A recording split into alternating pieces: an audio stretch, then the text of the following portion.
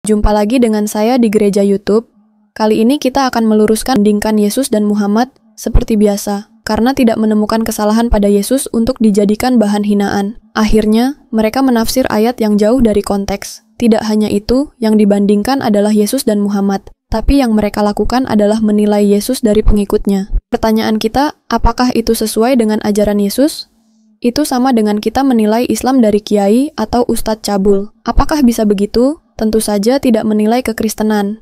Tentu yang dilihat adalah apa yang Yesus ajarkan, bukan dari para pengikutnya, yang tidak menjalankan ajaran Yesus. Yesus tidak sedikit pun memimpin perang Yesus, tidak menganjurkan memberontak kepada pemerintahan yang sah.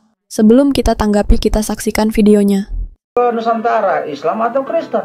Tonton sampai habis supaya jangan gagal paham. Kristen mazhab Nestorian tiba di Nusantara pada abad ke-7, tahun 645 Masehi. Pertama kali tiba, mereka tinggal di wilayah terpencil bernama Pansur, Kecamatan Barus, Kabupaten Mandailing, Sumatera Utara. Nah, sejarah ini dicatat oleh seorang ulama bernama Syekh Abu Salih Armini dalam bukunya yang berjudul Tadakur Akbar Minakana Iswa al-Adyar min Nawawi Misri wa al-Ibtahi. Nah, fakta ini juga dikonfirmasi lagi dalam buku Nas al-Zahar karangan Saidah al-Batik, di mana dia menulis bahwa di abad ke-7 itu sudah ada jemaat Kristen Nestorian di Barus. Nah, diperkuat lagi dengan ditemukannya banyak prasasti-prasasti yang menunjukkan keberadaan mereka. Itu. Siapa Nestorian itu? Mereka adalah kelompok Kristen Ortodoks dari Timur Tengah, dari Irak, Persia. Nah, mereka ini beribadah dengan menggunakan bahasa Arab. Jadi jelas ya, lebih dahulu Kristen masuk Nusantara sebelum Islam. Enggak dong. Berarti urusannya bukan kilometer, betul nggak? Berarti kalau sekarang orang pergi ke haji, pergi ke Mekah untuk berhaji, sementara Tuhan nggak perlu jarak, berarti pertanyaannya hajinya bukan itu gitu. Yang lucu lagi, teman-teman tahu arti haji nggak? Haji itu artinya pendatang. Jadi kalau ada orang di Mekah ngomong haji, itu artinya halo pendatang gitu. Kalau perempuan, hajah, halo pendatang perempuan. Jadi agak aneh kalau orang saya dari Jakarta misalnya datang ke Mekah disebut haji, cocok karena saya pendatang di Mekah, betul nggak? Tapi pulang ke Jakarta saya nggak dipanggil haji, marah, kenapa? Masa balik ke Jakarta, halo pendatang, kan lu orang Jakarta gitu maksudnya. Betul nggak? Nah, tapi nggak apa-apa lah ya. Karena gelar haji memang famous di kita-kita aja sih sebenarnya. Makanya Nabi Muhammad nggak ada hak di depannya, bener nggak? Nggak ada Haji Muhammad. Bener nggak? Itulah tadi videonya saudara, keselamatan yang benar.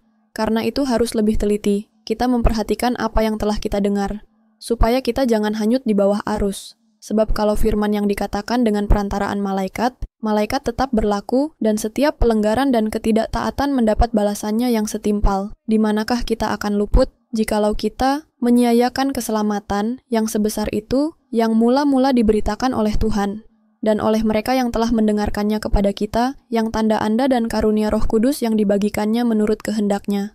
Puji nama Tuhan, demikianlah kesaksian yang sudah kita dengarkan bersama, dan juga firman Tuhan yang kita dengarkan bersama.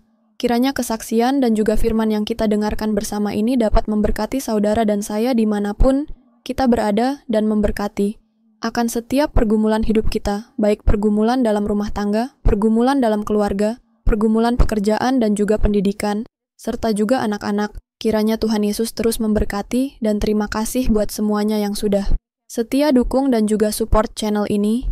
Tuhan Yesus terus memberkati kalian semua. Jangan lupa dukung dan juga support channel ini dengan cara like, komen, dan juga subscribe serta dibagikan ke grup-grup rohani.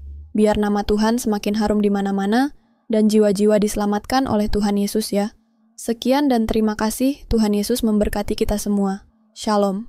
Shalom saudara Gereja YouTube, saudara yang mau mendukung pelayanan misi kami untuk penginjilan generasi muda, Forum Komunikasi Pelayanan Penginjil Indonesia, bisa melalui Bank BRI 042 1010 048 70560 atas nama singkatan Generasi Muda FKPPI. Dan bisa melalui QRIS ini, silakan scan barcode QRIS ini melalui mobile banking saudara. Tujuan dari pelayanan misi ini adalah untuk menjangkau banyak jiwa di pelosok-pelosok desa yang rindu untuk mendengarkan firman Tuhan dan untuk kegiatan hamba Tuhan yang menjalani penginjilan ke desa-desa untuk bisa terus mengabarkan kabar baik di seluruh tanah Indonesia. Selain melalui media sosial YouTube, kita tetap terus bisa menyuarakan kabar baik secara offline. Boleh melalui rekening ini dan bisa melalui Kris Mobile Banking ini. Dengan cara scan barcode Kris ini di mobile banking saudara Sabahat Gereja YouTube. Dan untuk mendukung di rumah pelayanan yayasan kami, bisa mendukung melalui rekening yayasan atas nama Yayasan Cipta Pelita Kasih di Bank Rakyat Indonesia atau BRI. Dan bisa melalui QRIS ini. Silakan scan barcode QRIS ini melalui mobile banking saudara. Dukung pelayanan kami di semua sektor. Dengan ini sebagaimana untuk membiayai tempat tinggal yayasan, listrik, air, dan juga peralatan pengajaran pendalaman Alkitab dan Murtadin.